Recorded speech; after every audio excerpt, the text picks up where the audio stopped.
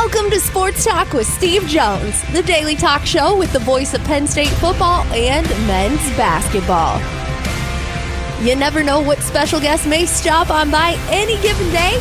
Now here's the man of the hour, Mr. Steve Jones. Great to be with you on this Tuesday. What's the deal with this Philadelphia shirt? Philadelphia. Yeah, it's got the city on it. PHIL.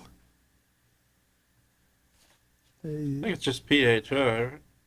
I think. PHI, and then it's got... So they can't spell the whole thing? Or Wow. No, they never... what, That's why they abbreviate it. what are you doing? No idea what you're doing. All right. Just another day with you. That's true. Unbelievable. All right. So let's... we always do mention at some point, look, money is money. And this is what makes it all tick. So the NCAA men's basketball tournament, which I think has a chance this weekend, a combination of 4 name brands, 4 number 1 seeds, and CBS and not TBS carrying the Final Four, has a chance to get gigantic ratings this weekend. And it points out, even though the Big Ten will not have a participant this year, last year, of course, Purdue went to the national championship game. Last year's Final Four had 2 name brands, and that was it. And it was on TBS. Yeah. I mean, it just combined for a problem. Well, this time you're not going to have that. You are guaranteed an SEC team in the championship game. That means the SEC is going to get 35 units out of this year's tournament. What does that mean? We talk about units all the time. So what's a unit? How about $2 million? That's $70 million for the SEC. The Big Ten ended up with 21 units. That's $42 million. 42. And see, now this is where the drop-off happens. We've been talking about concentrating on the ACC. The maximum they can get is 10 units. The max. Right now they're at 9, so it's 18 million. Duke wins, they'll get 20 million. I'm not talking about Duke. The conference will get 20 million to split up. Again, the chasm is so big financially. And that's why you're looking around, and with the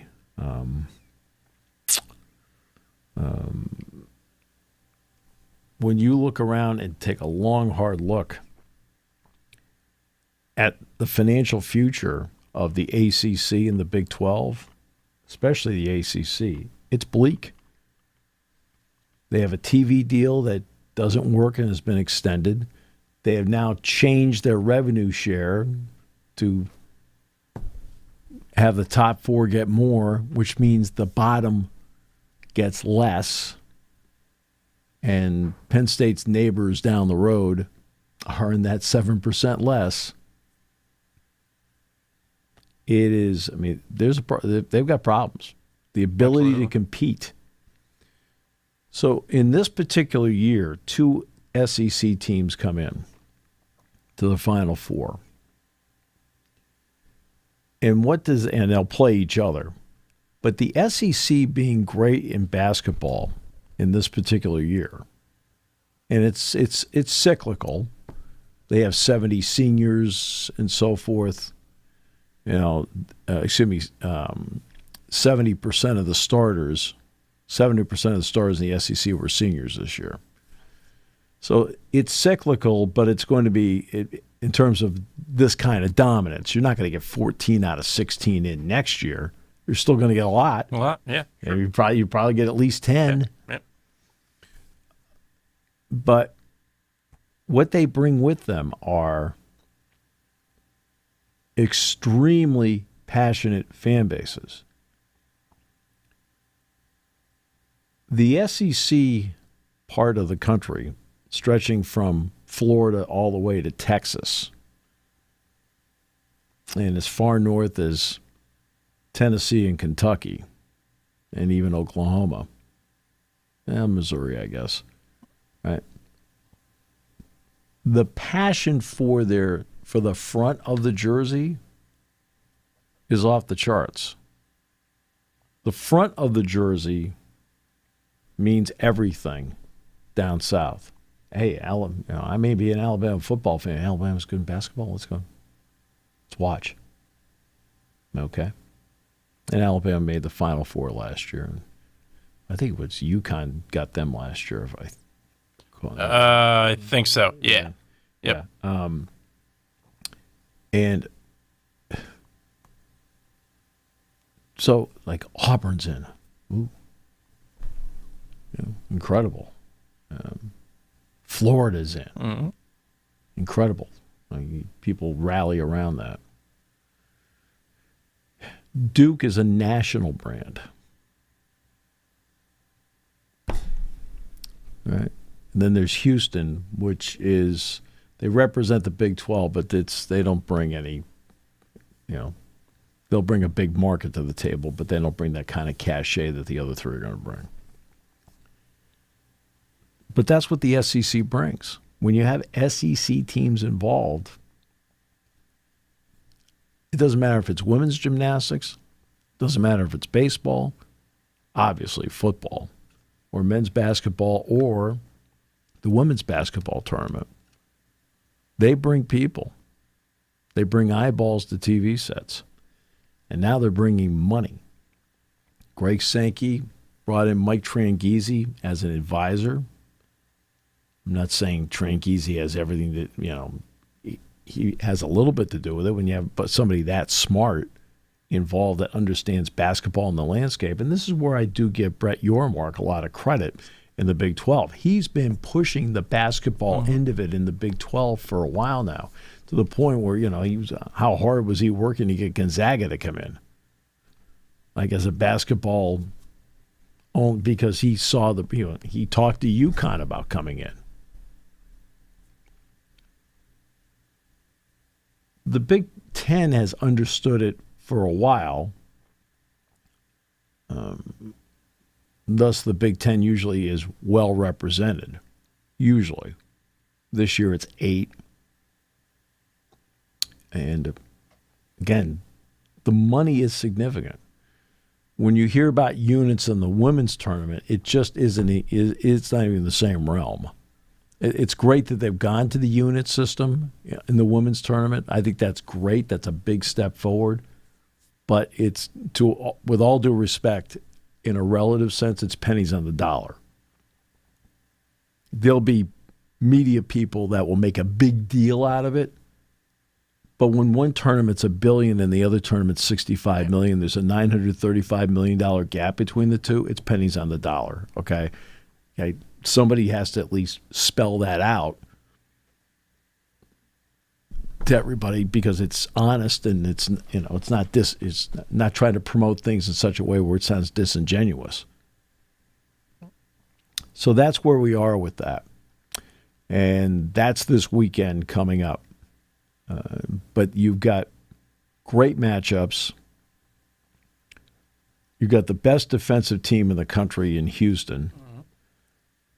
I said Auburn would get there because it's not only they play really good offense, but they're a really good defensive team. And Duke's length, when your shortest starter is 6'5", you've got length, and if you combine length with athleticism, which they have, you can be a really good defensive team as well.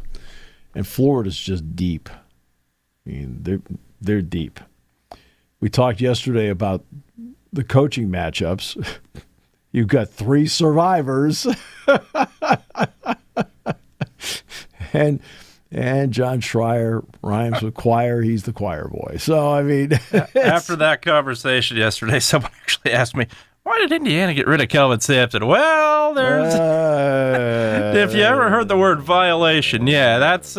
imagine getting 27 parking tickets. You'd still be more of an angel than Kelvin Sampson was at Indiana. Yeah, it was an issue. Yeah. He needed to go to the NBA. There's not a shadow of a doubt. And to his credit, has rehabilitated his reputation. So we have to always be fair about that and not just, people who are around the Houston program swear by it and about him. Okay. Credit where credit's due. People deserve second chances. Chance. I mean, this is your 7th or 8th on this show. Right. Right. It's almost like Celtic pride where they had to bring the big guy in after their superstar got hurt. They're like, Lurch. Yeah. So, back to work today, by the way, for Penn State football. They will have practice number 4 today. Men's basketball is doing their workout schedule right now, so they're back to doing that. The Crown began last night at MGM Grand. I don't know what the results were. I actually watched a little bit. That's more than me. I did not watch the Nebraska-Arizona State game, a little bit. Arizona State was missing 2 players, but Nebraska had its entire team, although Raleigh Worcester's hurt, and but they had their entire team last night. I don't know who won.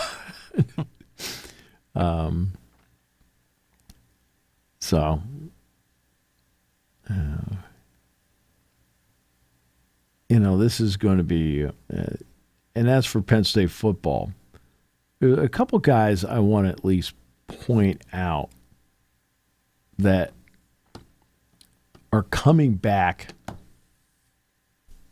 and you root like heck for them because they're not only, I think, very good football players, but great guys, and you've seen how hard they've worked. Zariah Fisher being one.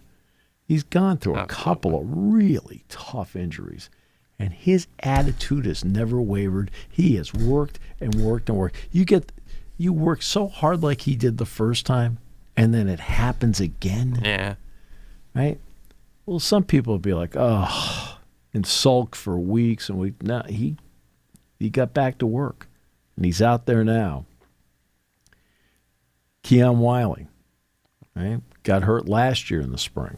Back helps. Then there's a guy that got hurt in the preseason last year, and that's Caden Saunders.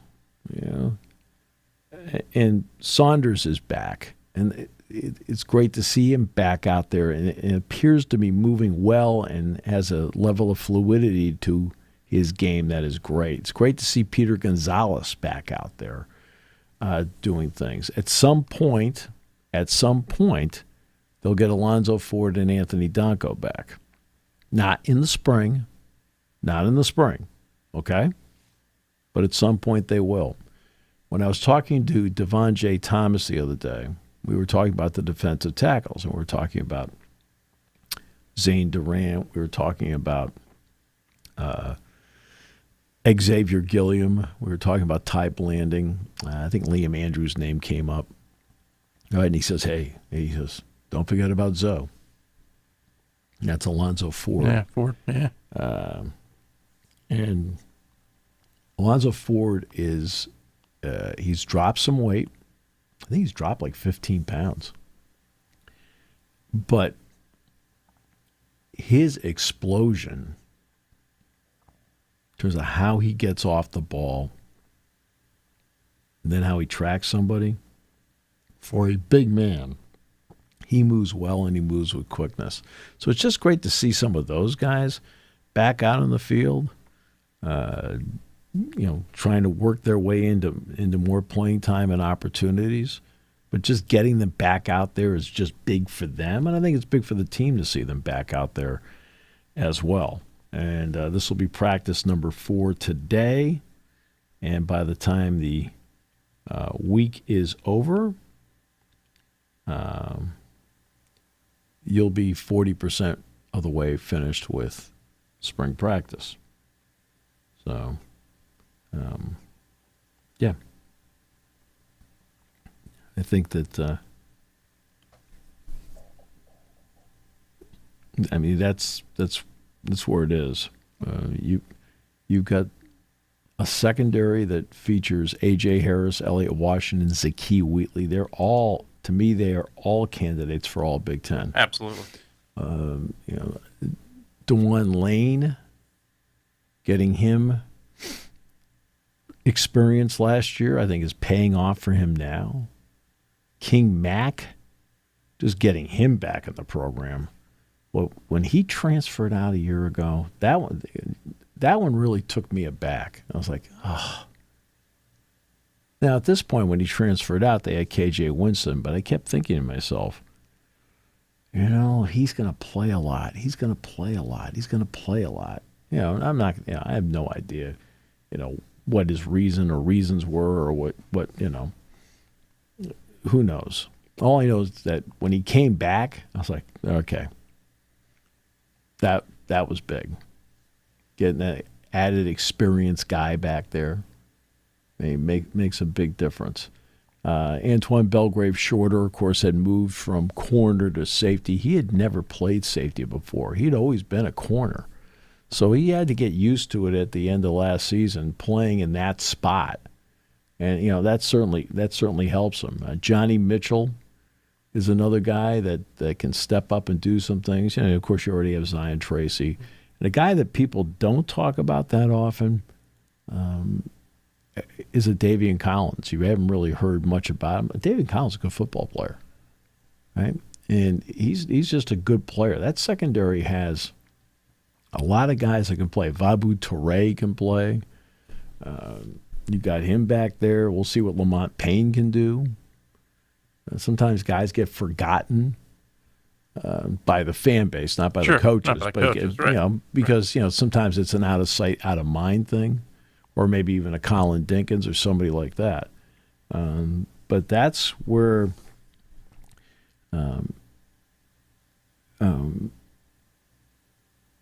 I think that they have a lot going for them, and it's one thing that is really important to remember, and I talk about this all the time.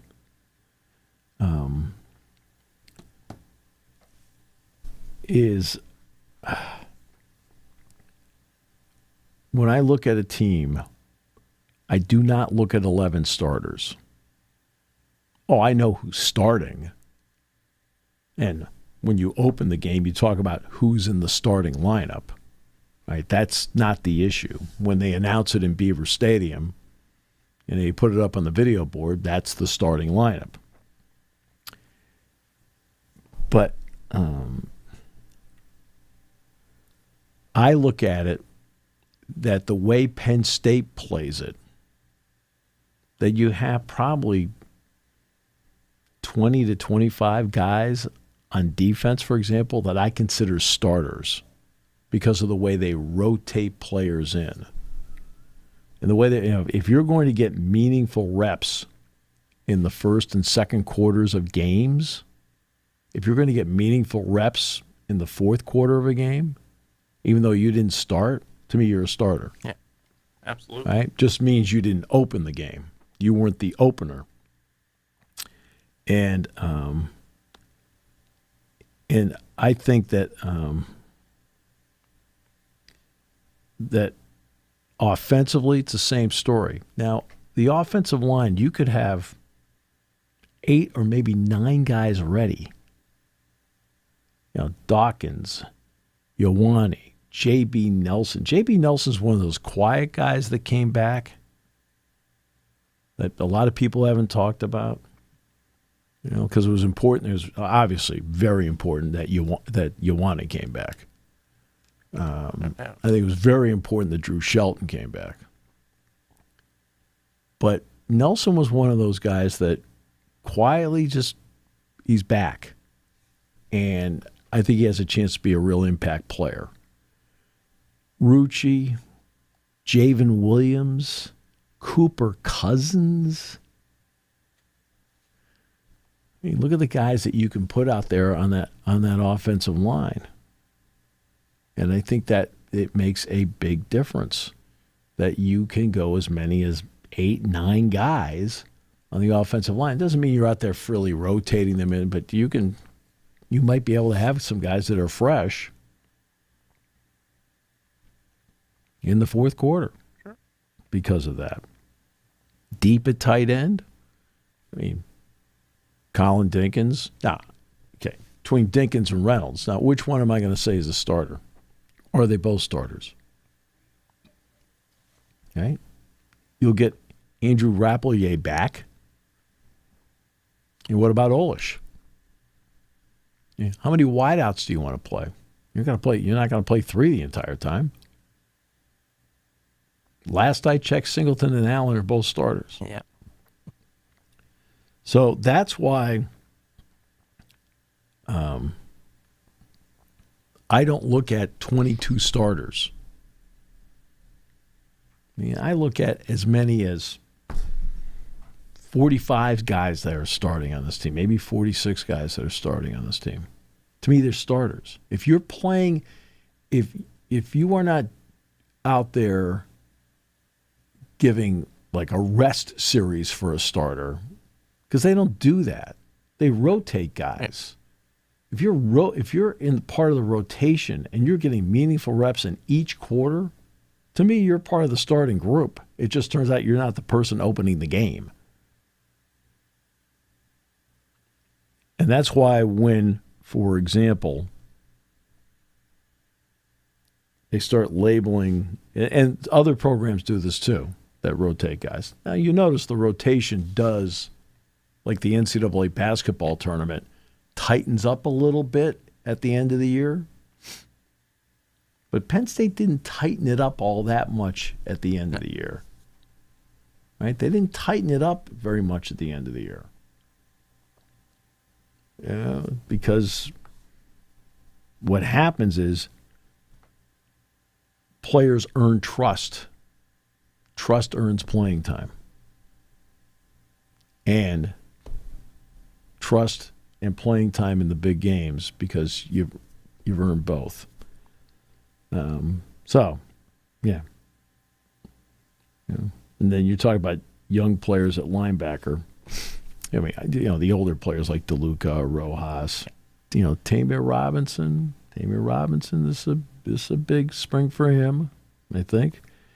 I think Anthony Specca. Specca's a football player. Like, they're great athletes that play a sport. Some guys are like made for a sport. Specca is like, he's a football player. And then getting Kerry Jackson back. I'm anxious to see what he does as the spring goes along. And then they got a young kid by the name of Alex Tash out of Latrobe. Interested to see how he develops along the way. And there's no question that a lot of people are going to be very curious. I mentioned Keon Wiley already. A lot of people are very curious about LeVar Arrington. I understand that. Well, let's start with this. LeVar Arrington is very athletic. The spring is going to be the spring is very important for him because now he has to learn how to channel that athleticism within the structure of what they're doing. Well, you know what that makes him? A freshman. It makes him a kid. Okay, he's a kid. So there's just it's a very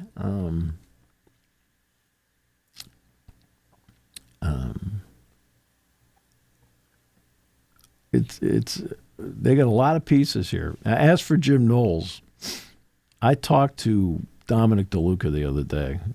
He loves him. And you want to talk about somebody who walks into a room or walks onto a practice field and automatically commands the respect of every single person out there. That's Jim. Very much like that. Hey everybody, I'm Jason. Oh, now what do you do? Jason Dombach trying to give us a PSA. There it is. Oh, you just. How about that? just, Jeez. what are you doing? And then those defensive ends. I want to take a. I mentioned Zariah Fisher, but I want to take a look at a couple of D ends as they move forward, especially Max Granville and Jalen Harvey. And let's see what a Malachi Williams can do. But Granville and Harvey are two guys you want to look at, and then a guy that, again, when you get hurt, sometimes you get, for the fan base, out of sight, out of mind. I'll throw a name out there that I want to see how he does in the spring, and that's Mason Robinson. Okay, just to see. I mean, we'll have to see about that. A former State College Spike had a great game last night. The first ever game for the A's in Sacramento was spoiled by the Cubs last night, 18-3. Carson Kelly, who's been a catcher in the majors but played third base all summer. Yeah. He played third base all summer here, was highly thought of for the Spikes. Had the first Cubs cycle in 31 years. So good for Carson Kelly. And that's...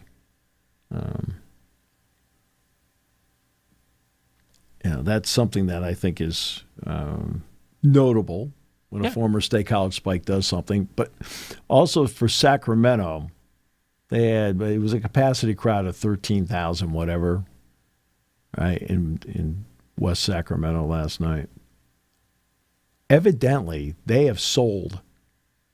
They had 6,000 season tickets. They're all gone. So they did sell 6,000 season tickets. Okay, this is the first of what should be 3 years there. Yeah. Now, what people don't realize that there is a hidden part to all of this that people don't realize, the financial influence of the Sacramento Kings. Now, you're a big sports fan, so you know what it is. Oh, jeez. I got to explain everything. Oh, God. Give me somebody on the show who can help. Please. I just want one. Well, obviously, ever since the Maloofs had the Kings, they were without question. No, the Kings owner owns the Sacramento River Cats. Oh, okay. So that in turn. Oh, yeah. I just want one guy. We'll fully admit I did. I have to explain everything. We'll fully admit this was going to require an explanation because I did not know that. he owns the Sacramento River Cats, so everything that they do has to run through the Kings. Okay. And the Kings, by the way, evidently have been great through all of this. They've put, I think, about $40 million into what's going on there in that ballpark. And one of the things they did do is this: they did a great job of listening to the Major League Baseball Players Association. They were going to put synthetic turf in because obviously the River Cats are going to play a full schedule there, and so will the Athletics. Yep. And they said no. The players said, "Look, we need to have grass. We need to have grass." And so they went out and they have poured a lot of money to put a grass surface in there that the players love. And not only that, the River Cats, when they have to resod, which is probably going to be in June, July, the River Cats will play some of their home games in Tacoma. That's a city in Washington, just south of Seattle. Yep. They're the Mariners affiliate. Yeah. Ken Griffey Jr. played there. SeaTac, played in Bellingham, then played there. SeaTac Airport. Yeah. Seattle, Tacoma. I just need one guy. One guy. That I did know. Did not know the Kings owner owned the River Cats, but that I did know. A bit of help. You didn't even know they put grass in. All right, come on. And so... Well, seeing the game, I saw they put grass in. I didn't watch the game last night. Yeah, I watched some of it. Yeah, that's the beauty part of getting the extra innings free preview for that first week. Of, right. And I mean, they got pounded last night. Yeah. The fact that it's a 3-year thing, it's hard for the fans to get excited when you know there's a shelf life on the team. Exactly, absolutely. So I mean, they sold out. They sold out yesterday. They sold out the season ticket part. That was and that I think is impressive to begin with for that first part you just said. Right. You're not going to be there long term, so to be able to sell season tickets out is impressive. Now, how they do with the other 7,000 to 8,000 tickets on a given night, we'll see. And I think part of that's going to depend on who they're playing. Absolutely. And so, for example, the Dodgers come in. Hey, okay, the Dodgers are here. When the Giants come in, okay, now you're going to have you're going to have a crowd because the River Cats are the Giants affiliate, so they've already got automatic Giants fans already there. When the Kansas City Royals come in, okay, it's could be a bit lean, but when the Yankees come in, absolutely, or the Red Sox come in, certainly, right, they're going to get. It's not going to be a pro A's crowd, no, but it's a 3-year shelf life, and this is what's interesting: the two problems that were outlined by Major League Baseball.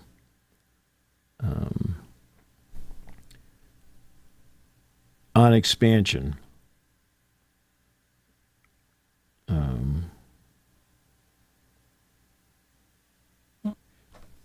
were Tampa Bay and the A's. When they get settled, we'll expand. Okay. Well, they're both playing in minor league ballparks right now. Steinbrenner Field, and the Pirates were just there, right? In fact, I think they're still there, still losing. On walk-offs. Yeah. We're close.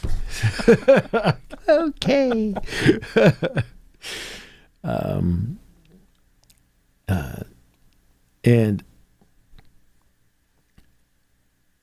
it's not sorted out. And they can't seem to get it sorted out. Every time you turn around, they can't seem to get it sorted out. Yep.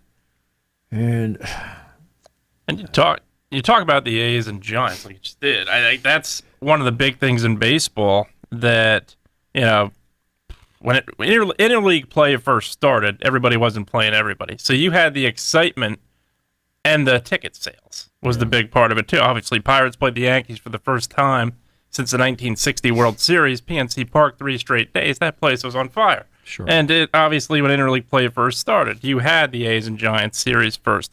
You had the Giants and Mariners. You had Griffey and Bonds going at one another. You had the Mets and Yankees. See, that's become a common thing in baseball now, where you're seeing all these teams play each other. It's not that extraordinary thing anymore, and that's where it pushes even more pressure on you in terms of sales. And I mean, they haven't solved either problem. No, not in 30 years. They can't help that Milton came through and wrecked the dome, but the whole point was to move out of the dome and get into a new ballpark, which I think was going to be adjacent to the dome or something like that. And now Tampa Bay is stuck. Absolutely. And you're sitting there in Nashville, which is a prime. I mean, Nashville's got to be the leader in the clubhouse to get an expansion team. They're so well organized and they're ready to go. You've got Salt Lake City wants to get involved. I think they're hoping that the Utah, whatever they want to call them, supposedly they wanted to be the Yeti, which is fine. That would have been kind of cool, except for the coolers. They have the copyright on Yeti. I was like, okay, great. I'd have reached an agreement with them. I would have done everything I could, absolutely. I'd have called them and said, hey, look, this will be great for both of us. Okay? In fact, we'll do promotions with you. All right. right? Those are not going to be cheap promotions. We'll do promotions, whatever you want to do. Well, because it would be great for both of us. But they have to come up with a different nickname now. But if that team is successful, showing that Salt Lake City can be a multiple sport market, Sure. that's important. See, Sacramento, deep down the mayor and the Kings, because the Kings have now, people don't realize, the Kings have now been in Sacramento for 40 years. Yeah. I mean, they've been there for 40 years. Now, the A's were in Oakland for 57, but, okay. But if what the mayor wants to show, and the Kings ownership feels strongly as well, because, look, baseball and basketball don't really conflict. Right. Except in the month of April. Yeah. Maybe into May. Yeah. Okay. And you're not ever conflicting on venue. Yeah. Right, but I'm saying, yeah. though, but you're not conflicting on fans. On fans. In other words, Yeah. it gives you a full year-round experience. Yeah. They would like to see, the Kings, I think deep down would like to see the A's be so successful that either A, they stay or they get an expansion team. Now, they're lower on the expansion list. But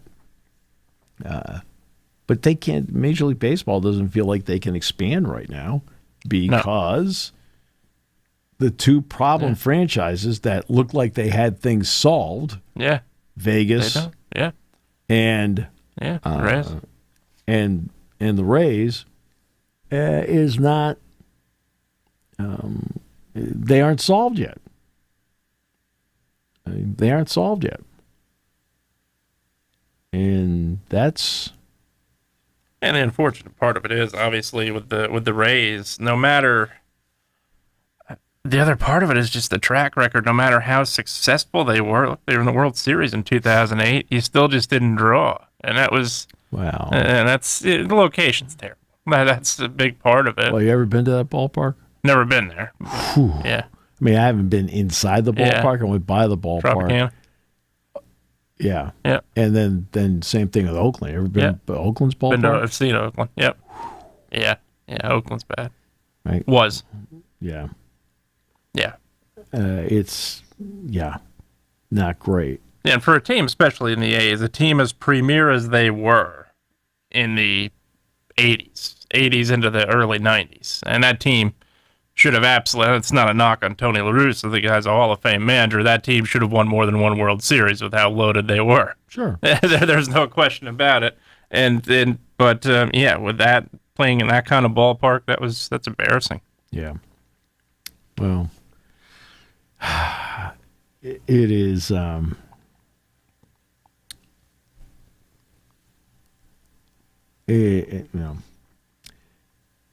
Major League Baseball stuck. Yeah. And they would, I think, love to get the two solved where they are right now for this reason. I don't want to give up the Nashville expansion thing because the team's going to move there. I don't get anything. Right.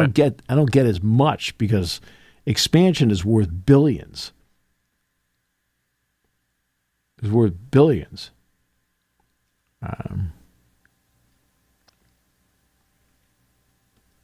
And that's, again, we're back to the money part of it. And,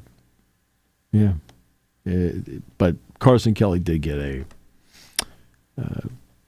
a cycle last night. First one for the Cubs in 31 years. Nice. So that's great. Alex Ovechkin's now 5 goals away from the record. 39 years old. And he's still Incredible. Firing goals. And he really is. He is a perfect example of people who will say, I hate the word when it comes to championship. I hate the word only. Because of how hard it is to win one. He's only won one Stanley Cup. I'm like going, it's like... That's one more than a lot of Hall of Famers. Aaron Rodgers has only won one Super Bowl. Okay, do you know how hard it is to win one? See, we've got to stop cheapening championships Absolutely. because we keep talking about legacies. Dan And you've Marino gotta and win Charles all- Barkley would love to have that one. Okay, let's talk about the legacy. He's won 3. He's won only 1. Like, I hate just that. stop it. Absolutely hate Okay, that. I mean, that's part of the hot take talk show lexicon that's been in place for about 15 years now, at least, where there's not an appreciation for the greatness of somebody. I do give credit. Dan Marino gets a lot of credit for being a great player. Yeah, as he should. That has not won one. I think Barkley to a point. I mean, Barkley even makes fun of it now in his commercials. But you look at some of the greatest players in the history of the game. Ernie Banks did not win. Ted Williams did not win. Ted Williams. This one World Series, he was terrible. Right? Yeah, he was hurt. Yeah. He had hurt his elbow, and he hit 200 and didn't play well at all in that World Series. And so many others that have played the game where wrong place, wrong time. Patrick Ewing didn't win a championship. Yeah, anybody in that era. Right. Malone, Stockton, obviously. Yeah. I mean, Karl Malone and Stockton, not Moses Malone, because he obviously Moses, he won. Yeah. But Karl Malone and John Stockton didn't. They had a great run together. I mean, you just got to be. Sometimes it's the right place, the right time, the right combination that makes it happen. People say, "Well, the Big Ten, they haven't won a national championship since." How hard it is to win it's not a national title. You got to win 6 games. Yeah. You run into a bad matchup, right? Or it's a day where you're not very good. I was gonna say, one day's off, you're done. That's the other part of it. I mean, Purdue made a run to the national title game last year. They ran into UConn. Well, UConn was better. Okay, well it's about not the conference; it's about the team. But I hate that word. Well, only. Like Mario Andretti only won 1 Indy 500. Dale Earnhardt only won 1 Daytona 500. Okay. Do you know how hard it is to win one? Right? Yeah. If it was easy to win one, everybody would have one. Yeah, exactly. Right? Lloyd Ruby would have one. He had a lot of bad luck at Indy. Yeah. But he'd have one if it's that easy. We can't make sports sound that easy. Yeah. It isn't. It's difficult. That's why I don't care who it is. You sit there and you schedule games.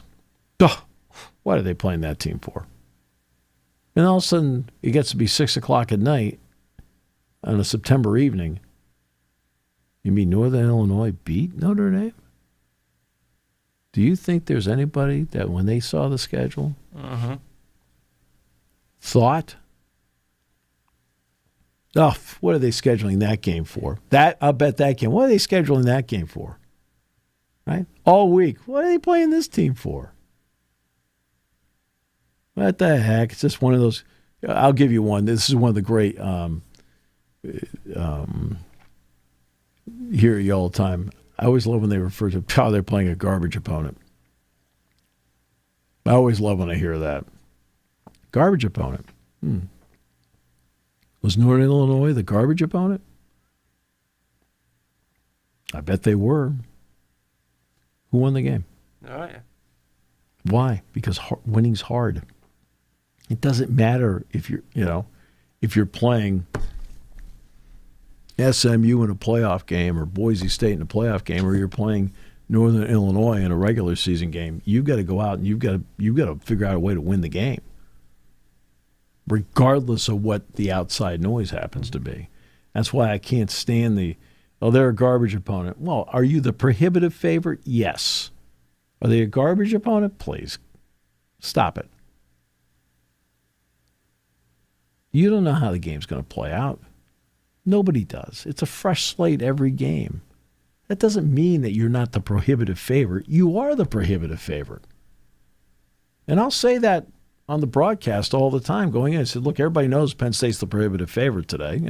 If it's one of the non-cons that's right, not a power 4 school. said, look, they're the prohibitive favorite today. I said, but the bottom line is they've got to play. You got to play. You got to play well. You got to, you have to do it. You don't know if it's the day that Appalachian State beats Michigan. You don't know.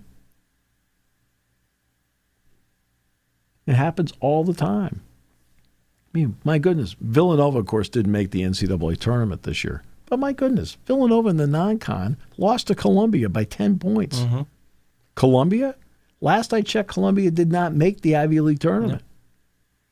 Yeah. Okay? But they lost to Columbia by 10 because guess what?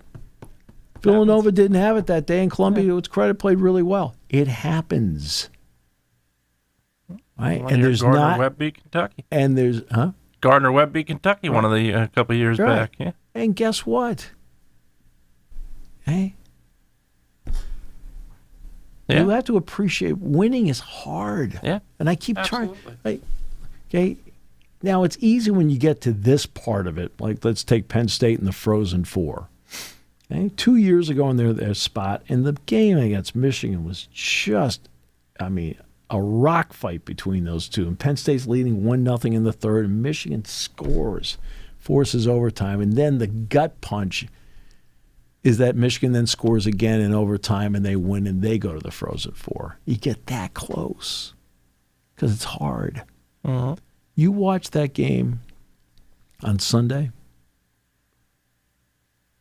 In the third period, UConn is all over Penn State. Let's be honest about it. They were. Penn State had some opportunities, but Sergeyev is standing on his head making plays. It also showed, again, that Penn State was the number one team in the Big Ten in blocking shots. But UConn was physical, throwing the body around, probably crossed the line a few times, but the officials were not calling any penalties. And then Penn State eventually wins the game in overtime. And Charlie's behind the back pass was just phenomenal. Absolutely incredible. And Matt was able to knock it in. But you go from that gut punch of 2 years ago to the exhilaration of today. That's sports. Mm-hmm. And it doesn't mean along the way, these things are marathons. And are there undefeated teams in the Final Four? Nope. Everybody, since 1976 with Indiana, everybody loses. Right? Was the national champion in college football this year undefeated? Nope.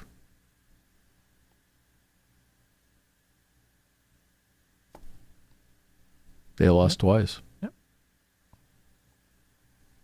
We've seen, two teams go undefeated in college basketball regular season, losing the tour in the Final Four? At least two. Yeah.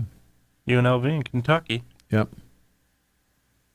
And they were both thought to be invincible. Yep, especially UNLV. Well, they'd beaten Duke by 30 points the year before in the national championship game. Mm-hmm. And then Duke, it was just one of the guttiest. It was a gutty, one of the great performance. Yeah. As great as Coach K is, that's one of the, to me. One of the signature wins of his career absolutely. Was that one. And it wasn't even the national champ. It was the semifinal, if I remember. No, semifinal. Yeah, they beat Kansas in that. Yeah. So we have to appreciate winning more and not take it for granted. Oh, well, he's only won one Super Bowl. The Atlanta Braves, they only won one World Series. And I'm talking about when they had Glavine, Smoltz, and Maddox. I'm not talking about the fact that they won it a couple of years ago. Kenny Nagel, Steve Avery, other guys that were unbelievable too. Right. Not Hall of Famers, but good pitchers. But you sit there and go, they only won one. Yo, do you know how hard it is to win one? Just one. Yeah. To win one. Absolutely. Cleveland had two golden opportunities to win in the 90s, and and Craig Counsell scored the winning run, right, for the Florida Marlins. Ask Atlanta Falcon fans if they'd like to have a Super Bowl. Ask Cleveland Browns fans if they'd like to have a Super Bowl. Detroit Lions fans. Well, ask the Cleveland Browns fans if they'd like to have a winning season. Oh, that too. Oh, they don't want to have a parade with their own 16. That's Well, I'll tell you, when the owner It's a comes low out, blow. when the owner comes out and says, "Hey, we made a mistake signing our quarterback who's currently on the roster," it's not good. Well, you know what? That was not a smart thing to say. Not. Oh, no, actually, I disagree with you on that. No, I disagree with you on that. With him still being there? I disagree with you on that. And here's why. I agree it was a mistake, but with him still being there? No. Oh, yeah, that's a mistake. Yeah. It doesn't matter, okay? He's telling his fan base what his fan base already knows. And he actually, okay, instead of going into a cocoon and saying, well, and not saying anything, or we'd have done it all over again. Well, no. Right? Right? Yeah. Right? He was honest with his fans. Yeah. He said, you know what? We made a mistake. That's on us. Yeah. Well, the one thing that should do is motivate the guy that he said to me was the mistake. I can tell you that. He's never playing again in Cleveland. I don't think he is either. Okay? He's never going to play in Cleveland again. I'd be shocked if he did. I'd be shocked. Okay? Yeah. But he looked at his fans in the eye Said they made a mistake. Yeah. and said, look, we made him. There's nothing wrong with it. Okay? He's honest about it. It's something his fan base already feels and thinks. And knows. Yeah. Okay? Mm-hmm. But it's at least good for him to say it because it's the truth. So I don't think it's a mistake at all. I don't think you lost a single season ticket no. Yeah. by him saying it. None. No. Because they'll say, well, at least Jimmy now gets it. Yep. Okay? Now the question is, where do you go from here? And they've also got the sticky wicket of building the new stadium. They want to build it in the suburbs. They want it to be a dome. The city of Cleveland is fighting it. Fighting the heck out of it. Yeah. But there's a clause in that stadium contract about moving. That stadium was built for a reason because they got burned by the move of the Browns to Baltimore to become the Ravens, that they put these clauses in because they were trying to protect themselves within the city limits. That's why they put it in. I don't blame them. I'd have put them in too. Because look, people, do you think in the early 90s people thought the Cleveland Browns were going to move? Cleveland Browns were a popular team, right? I mean, the stadium was look, they needed a new stadium. A stadium, yeah, absolutely. The stadium was in, I don't know if you ever saw that place, but it was in stadium verbiage a dump. And look, this is, but people didn't think they were going to leave. And all of a sudden, out of nowhere, I mean, the Browns might leave? And all of a sudden, it starts swirling around. The Browns might leave. You kept thinking, they're not going to leave Cleveland. I mean, it's the Cleveland Browns. This is Paul Brown and Otto Graham and Marriott Motley and Jim Brown and Brian Sipe and Bernie Kosar. Yep. You're like, absolutely. I can't leave out Drew Aller's friend there, Bernie Kosar. He was a darn good quarterback. Bernie Kosar was a really good quarterback. He was a really, sidearm thrower. Really, really good quarterback. He was a darn good quarterback. Like, who wanted to be in Cleveland. Yep. Okay? There's no way that franchise is moving. No way. Gone. Now, the gut punch is that same franchise that moved wins the Super Bowl. Well, that was even worse for the fans of Cleveland. Yeah. Now, they build the stadium, and that's why they put all the conditions in on the stadium. Because they already got burned already. They were already stabbed in the back. Yeah. Fool me once, shame on you. Yeah. Fool me twice, shame on me. Mm-hmm. Which explains you co-hosting the show today. That's right. Shame on me. That's right. That wraps up today. Another exciting hour of mostly educating you. That's right. It's another day where I had to explain everything. Right. Everything. God, I mentioned football name. You didn't even know who half the guys were I talked about on the team. Do you cover them at all?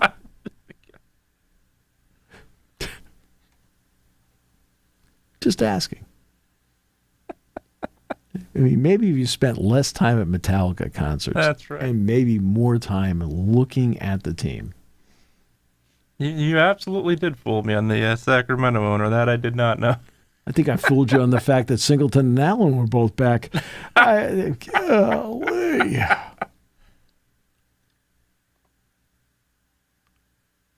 We're done.